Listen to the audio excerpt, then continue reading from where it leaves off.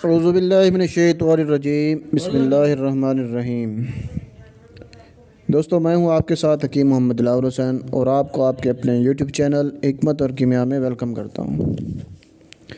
دوستو، آج ہم جس نسخے کی بات کریں گے یہ نسخہ سوزاک کا ہے۔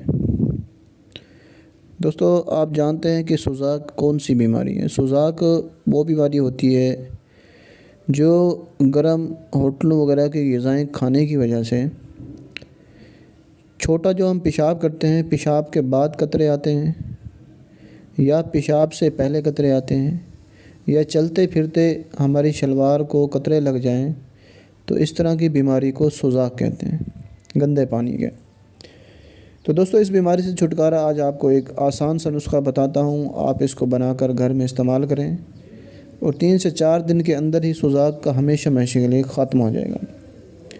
تو اس کو بہت ہی آسان نسخہ ہے، آپ اس کو گھر میں بنا سکتے ہیں۔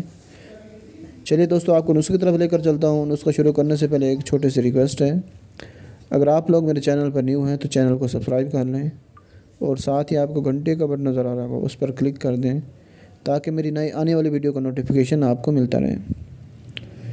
نسخے کو اچھی طرح سننا ہے، نسخہ نوٹ کریں۔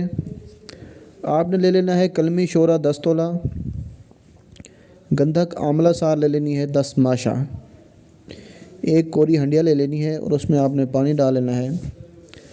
پانی ڈال کر آپ نے ان دونوں دوائیوں کو اس کے اندر ڈال دینا ہے، اچھے طریقے سے اس کو پکانا ہے۔ جب پانی بالکل خشک ہو جائے تو دوائی آپ کی تیار ہو چکی ہے۔